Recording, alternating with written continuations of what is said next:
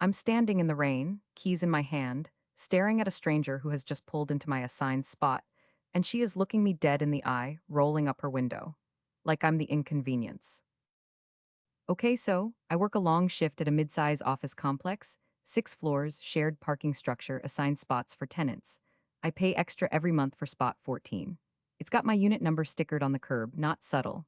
I had just come back from a lunch run, arms full, rain picking up because of course it was. I turn the corner into the structure and there's a black sedan sitting square in my spot. Engine still running. I figure okay, someone's dropping someone off, I'll wait, except the engine cuts. The door opens, and out steps this woman dressed like she owns the building, giant tote bag, sunglasses, indoors energy, and she just starts walking toward the elevator like she lives here. I call out, hey, sorry, that's actually my assigned spot. She stops, turns around slowly, looks at me, then looks at the spot, then looks back at me, and says, I want you to really hear this, I'll only be a minute. I'll only be a minute, right? So I go, I'm sorry, but I actually need to park right now. It's my assigned spot. There's a number on the curb.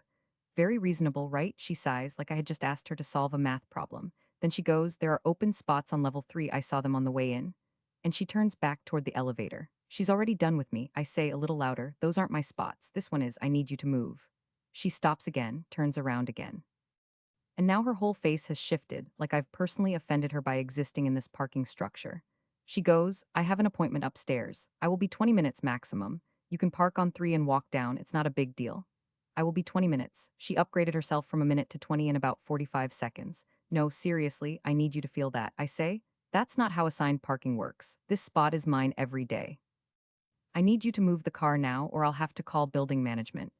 And she stares at me for a moment and goes, and this is the one that got me, you're being extremely territorial about a parking space. Territorial about my parking space. My parking space that I pay for every month.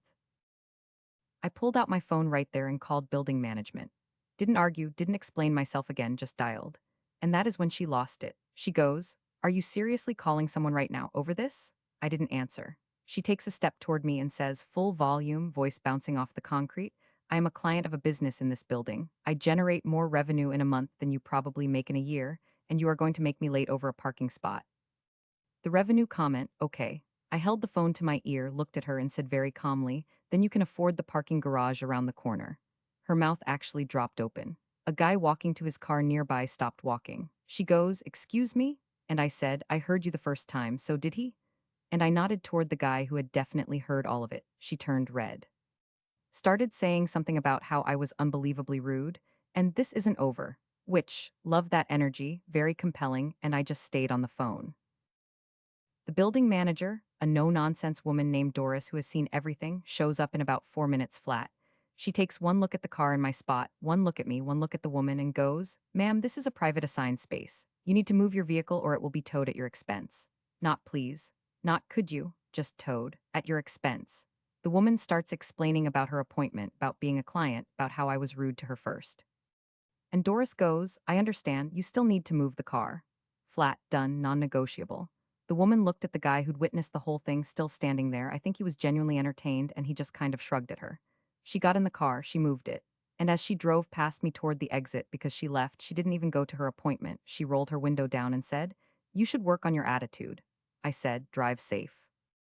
And Doris, bless her, waited until the car was out of sight and went, she's not coming back in this building. Apparently she'd had a complaint filed against her before.